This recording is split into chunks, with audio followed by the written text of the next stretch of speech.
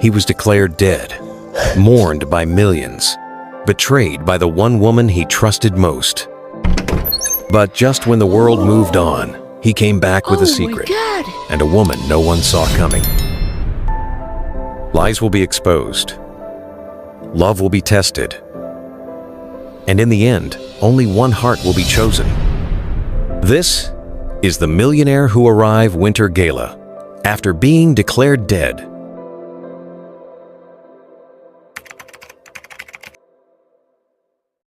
The Grand Winter Gala was meant to be a celebration of innovation, charity, and legacy.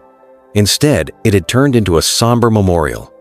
Hours earlier, breaking news had shaken the world. Nathaniel Blake, billionaire CEO of Blake Corp, had died in a helicopter crash en route to a confidential summit.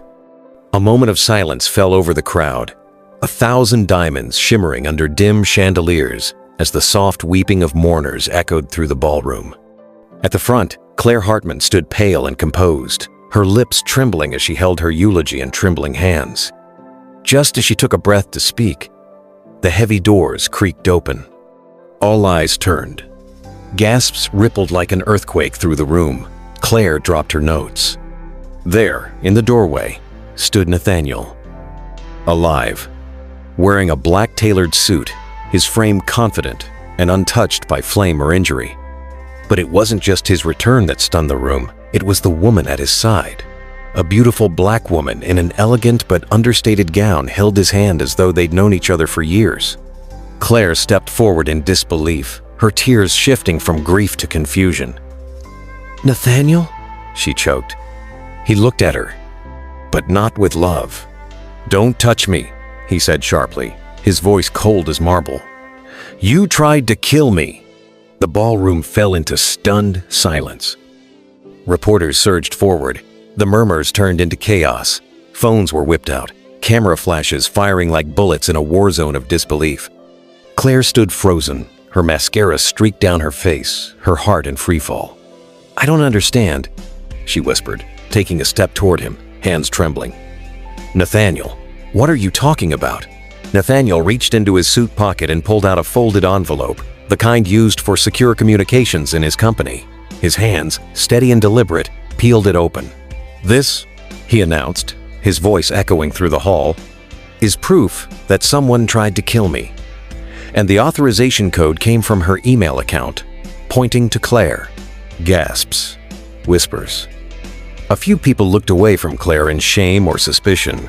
Her knees buckled slightly. "I didn't send anything. I didn't know." He cut her off. "The helicopter was tampered with. I was tipped off hours before. I never boarded. I staged the crash and vanished because I needed to know who I could trust. And what I found," his eyes narrowed, flicking from Claire to her father sitting in the second row, "broke me." Amaara stood silently beside him, her fingers still laced in his. She had not spoken a word, but her presence was louder than any scream. Claire's eyes found hers. There was no malice in them, only quiet strength. Nathaniel continued, "For 2 days I watched the security logs. Claire's account logged into restricted systems just minutes before the crash. I'll let the public decide what that means." Claire sobbed and turned away from the cameras, the guests, and the man who was once her future. Amaara sat across from Nathaniel in the silence of their safe house suite, her posture poised, her eyes calm. The gala had exploded into a media circus, and now the world buzzed with the question, who was she? But here, in the muted light of dawn, Nathaniel was unmoved by the noise. He had seen what he needed to see. Claire's tears had not shaken him. Her denials had not swayed him. His heart, once wholly hers, was now barricaded by fury and betrayal. "You were calm last night," he said, watching Amaara pour tea with quiet grace. "I had no part in that war," she replied. "It was yours to fight." He nodded, the lines on his face deepening. "She betrayed me. She looked me in the eye and mourned me while her login gave the green light to kill me." Amaara hesitated, then asked softly, "What if it wasn't her?" Nathaniel's jaw tightened. "It was highly improbable. Her access is one of the highest and most secured in my company, with multi-level physical and biometric verification features that cannot be easily breached. And I don't know Claire to be careless." Silence followed, not strained, but loaded with finality. Amaara didn't press further. She had saved him, stayed by him, and watched him rebuild his steps from the edge of death. Yet even now, part of him still stood in the ruins of his old life, holding a torch to memories he no longer trusted. There was a knock on the door. One of Nathaniel's security men handed him a small envelope. No sender. Inside was a USB drive and a note in scrawled ink. Watch before you choose who to hate. Nathaniel stared at the USB stick in his hand for several minutes before slotting it into his encrypted laptop. Amaara sat beside him, quiet but observant, as the screen blinked to life. A single folder popped open, labeled Terminal Truth. He clicked it. What loaded was security footage. Grainy, but damning. A masked figure in a staff uniform slipped into the private IT room on the night of the crash. They typed swiftly, accessing files with Claire's login credentials. The timestamp matched the exact moment Nathaniel's helicopter itinerary was altered. Amaara leaned forward. That's not Claire, too short. Wrong posture. Nathaniel didn't respond. He kept watching as the figure turned slightly toward the hidden camera. The image paused on a partial profile. Not Claire, not even close. His hands clenched into fists. Someone had framed her. How the hell did they breach the system? But the rage he felt wasn't just at the deception. It was the realization that he had stood before her, in front of the world, and shattered her in public. He had watched her cry and dismissed it. He had held another woman's hand while accusing the only woman he had ever loved of trying to kill him. He slammed the laptop shut and stood abruptly. I need to see her, he muttered. Amaara rose too. Nathaniel. He paused. Her voice was calm, but her eyes pleaded. If you go to her now, what does that make me? And then, a flashback. Amaara Benson was invisible to the people she worked for. A part-time systems cleaner at Blake Corps, she scrubbed floors with headphones in, long after executives had left. Few knew she held a dusty degree in computer science, her dreams stalled by debt and her mother's hospital bills. That night, cleaning the lower data center, she had noticed something strange. Encrypted files copying themselves into a restricted cloud folder. Instinct kicked in. She logged into a shadow console she wasn't meant to access and began tracing the breach. What she found chilled her. A digital kill switch tied to Nathaniel's flight. Amaara booked a cab with shaking hands. She had one shot to reach Nathaniel before it was too late. The memory came back to him like a thunderclap. Nathaniel stood by the window of the safe house, watching as the rain lashed the streets below. That night was still vivid in his mind. The knock at his mansion gate. The soaked young woman who refused to leave until she spoke to him. Her voice shaking as she uttered words that changed the course of his life. There's a plan to sabotage your flight, Amaara had said, her eyes refusing to blink. I don't know who's behind it yet, but your name's in the code. If you go, you might not come back. He had been seconds from dismissing her, until she showed him the evidence. Screenshots, audit trails, and an urgency in her voice that couldn't be faked. That night, she didn't just save his life. She gave him a chance to expose everything, to start over. And somewhere in the shadows of those long, sleepless nights in hiding, something else had grown between them. He turned now to find her leaning against the kitchen counter, watching him. Her beauty was not loud, but it was resolute. Her calm, a quiet rebellion against a world that had overlooked her.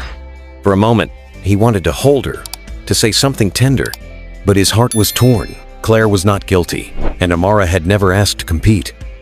That evening, as he scrolled through old messages and photos of him and Claire, he drafted a quick message. His finger hovered over the send button, but couldn't find the strength to press it. Then he heard Amaara's voice behind him. If you love her, you should go. Nathaniel stood outside Claire's apartment, cloaked in the same black coat he wore to his own memorial. The lights inside flickered gently. He could see her silhouette through the curtains, curled on the couch, shoulders trembling in the low light of the television screen.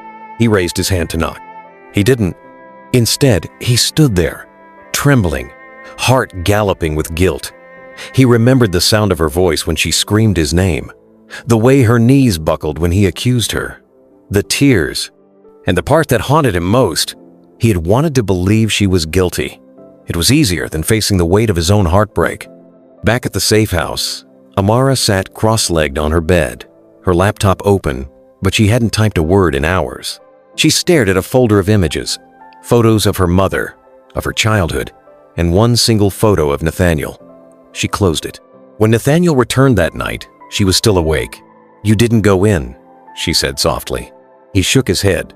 "Why?" He swallowed. "Because I realized something." "What?" "I don't know what I feel anymore, but what I do know is, it shouldn't feel like betrayal to care about both of you." Amaara stood, her voice trembling for the first time. "But it does, Nathaniel. It does. Because only one of us is still standing in the dark, waiting to be chosen." The morning light bled through the curtains of the safe house, casting long shadows across the room. Nathaniel hadn't slept. He sat on the sofa, elbows on knees, staring blankly at the floor. Amaara hadn't spoken another word since last night. Her disappointment lingered in the air, thick and unspoken. She moved around him like a ghost, present but fading. He wanted to say something, anything. But how do you comfort someone when your heart is split in two? Amaara packed her bag in silence. Just a few clothes, her laptop, and the little leather notebook she always scribbled in. Nathaniel stood at the doorway, blocking her path. "Where are you going?" he asked. "Somewhere that doesn't feel like a waiting room," she said quietly. "I never meant to hurt you." She smiled, small, tired, and sad. "You didn't hurt me, Nathaniel. You just forgot that I bleed too." She brushed past him, leaving behind not anger, but something far worse, resignation. She didn't slam the door. She didn't even look back. Later that day, Claire sat across from her father in a sunlit office lined with portraits of powerful men. He was sipping whiskey, calm as ever. "You were never supposed to get involved," he said. "I never was," Claire whispered. "But you made sure I'd get blamed anyway. And by the way, why did you do it?" He looked at her, amused. "Nathaniel chose someone else, Claire. You're fighting for a ghost." Claire stood up, fire burning in her chest. "I'm not fighting for him.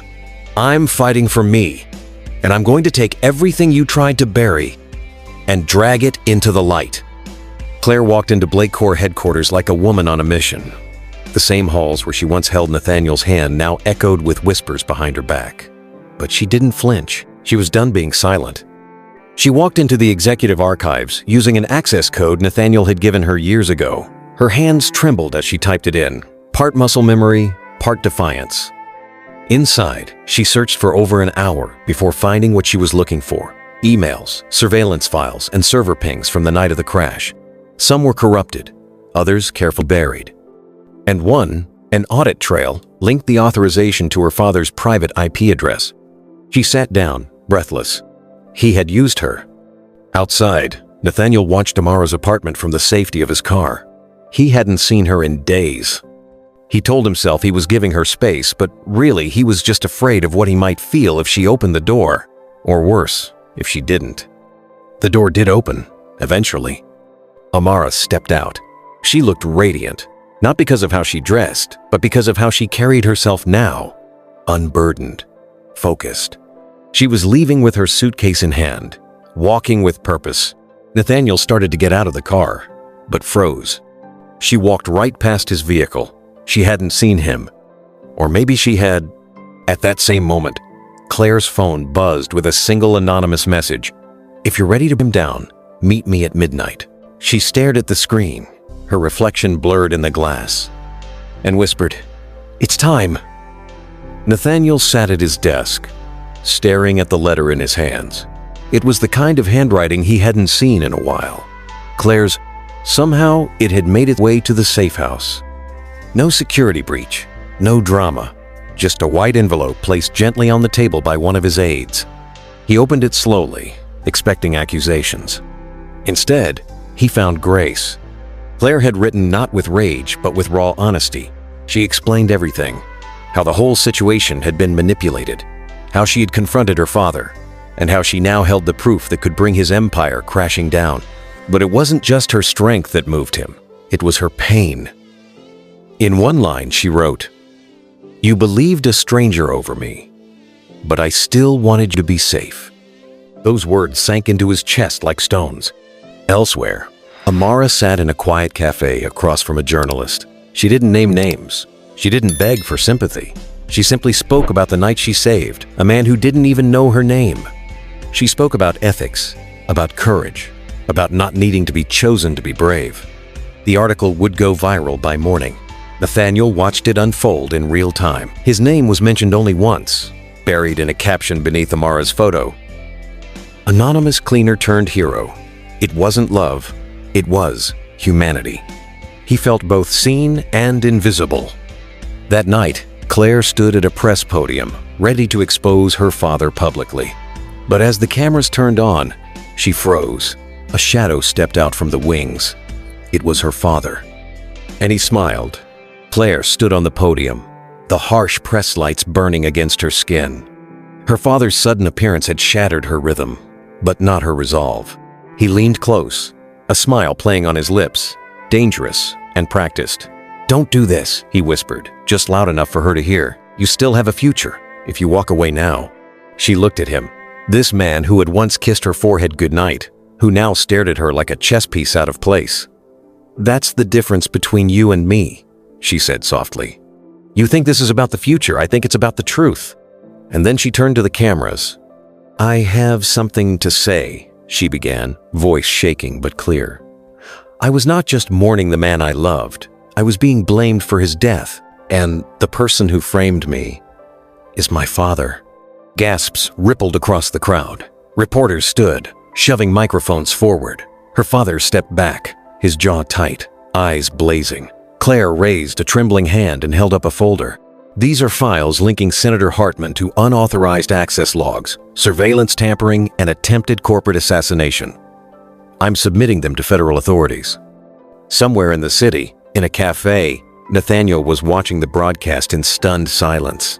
Amaara, seated beside him on the couch, stared at the screen as Claire laid herself bare before the world.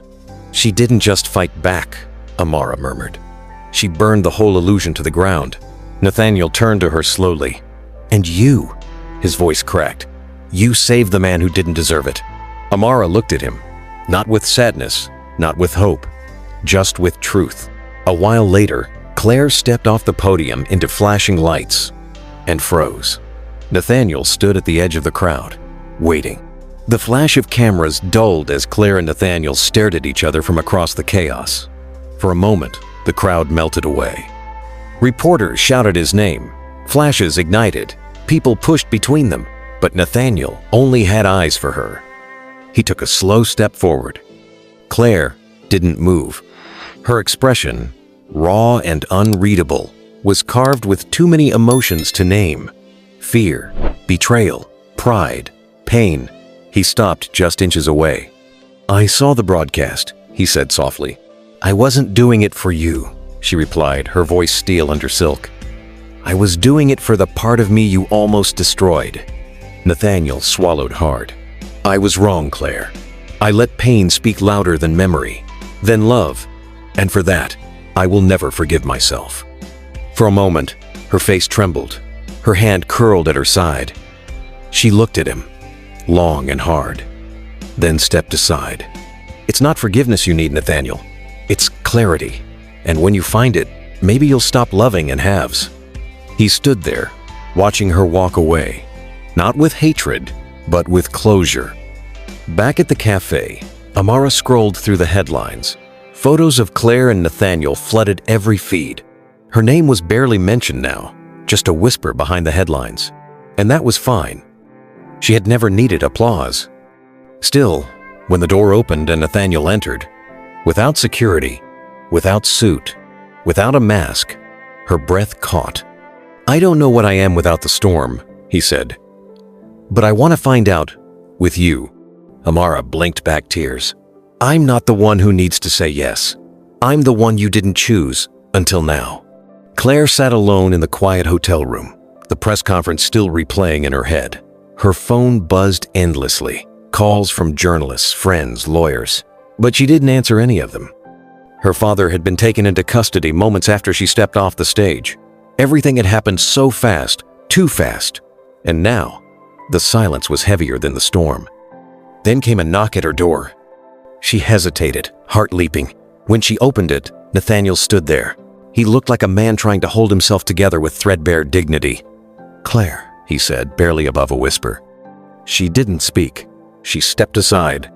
He walked in slowly, and for a moment, the room was filled only with the memory of what they once were. He turned to her, eyes already wet. "You didn't just prove your innocence," he said. "You reminded me of who you are. I forgot that. I let my fear erase you." Claire sat down across from him. "You believed I could kill you." His head dropped. "I believed what I was desperate to believe, because it was easier than facing how much it would break me if it was false." They sat in silence. "I need you to say it," she finally said. "Say it to my face that you chose her." "I didn't," he whispered. "But I didn't choose you either. I chose escape." Claire nodded slowly, then stood. "Then I hope you find what you're looking for, Nathaniel, because I'm done being anyone's second choice." The next few days passed like a blur. The media storm around Senator Hartman's arrest consumed the country. Claire had gone underground, refusing all interviews, requests, or comments. But her absence only made her story grow. She had become a symbol of courage, of resilience. Betrayal undone. Nathaniel stayed away. He walked the streets of the city with a hood pulled low, trying to outrun a name that once meant power but now felt hollow. For the first time in his adult life, he wasn't CEO, wasn't a public figure.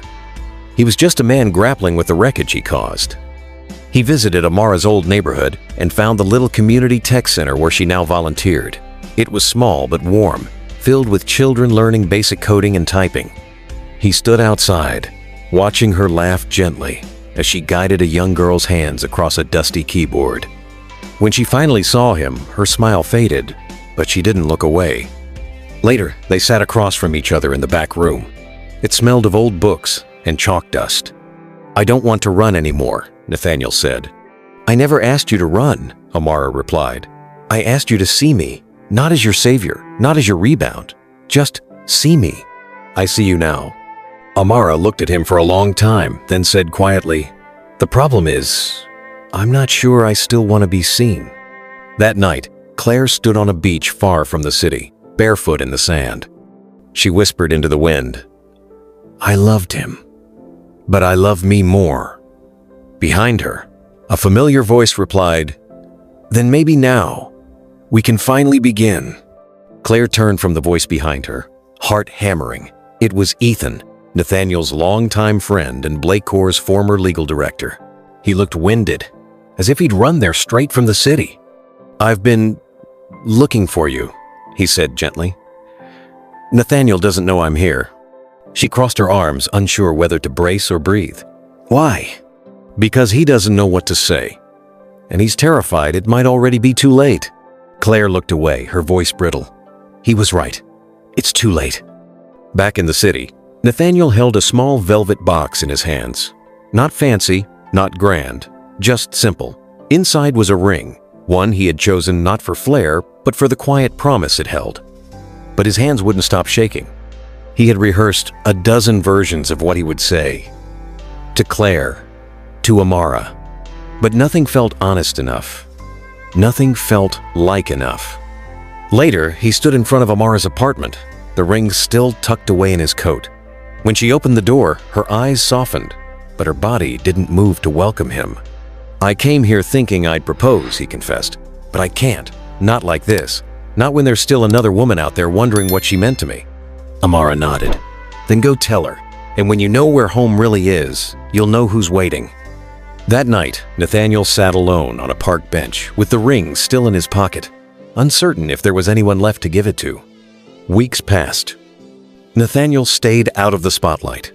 Blake Corps had a new interim CEO. The Hartman trial was underway. And both Claire and Amaara had vanished from his world in very different ways. But healing doesn't always look like triumph. Sometimes it's quiet. Sometimes it's the act of letting go. On the anniversary of the crash that never was, Nathaniel returned to the cliffside estate where it had all nearly ended. He brought no press, no entourage, just himself, and 2 letters. The first he placed in a sealed envelope, marked Claire. Inside, he wrote the truest thing he'd ever said to her. "You were always the brave one. I only learned courage from watching you walk away." The second letter was never delivered. It was for Amaara, but instead of mailing it, he sat with it pressed to his chest under the oak tree by the sea. And then, footsteps. When he looked up, Amaara was standing there. He stood, stunned. "Amaara?" She smiled, soft, steady, resolute. Then, with a tender nod, she stepped aside. Behind her, Claire appeared. She looked breathtaking, her eyes bright with warmth and just a trace of mischief. Nathaniel's heart clenched in his chest. Amaara turned to him. "I came to say goodbye, but then I realized, maybe it's not about who we love most. It's about who we're meant to heal with. You and Claire, you still have healing to do. Together." Nathaniel's eyes welled up. "You did this? You brought her back to me?" Amaara nodded. "Because I know what real love looks like, and I know when I need to let go." He turned to Claire, who stepped forward and without hesitation jumped into his arms. They clung to each other like the world was ending. Nathaniel buried his face into her hair, and for the first time in months, breathed. He pulled back, reached into his pocket, and brought out the velvet ring box. "I've carried this every day since the crash. I didn't know when I'd use it. I just knew it was yours." Claire's hand was already outstretched. "Yes." He slid the ring onto her finger, then hugged her tightly, sobbing. Then he turned to Amaara, stepped forward, and wrapped her in a heartfelt embrace. "You are the one who saved me more than once." Claire joined them, arms wrapping around both of them. Three people bound by love, pain, and the grace of knowing when to hold on and when to let go. As Claire and Nathaniel walked hand in hand toward the car, Amaara remained under the oak tree. She watched them, her expression unreadable for a moment. Then a soft smile broke through. From behind her, a small voice called out, "Miss Amaara!" A little girl from the tech center ran up and threw her arms around her waist. Amaara knelt, holding her close. She looked up at the sea, the wind in her braids, peace in her heart. She didn't get the love story. She got something rarer, a future, a purpose, and her own story still to tell. Hope you enjoyed the story. Subscribe to our channel for more captivating stories. Catch you on the next one. Cheers!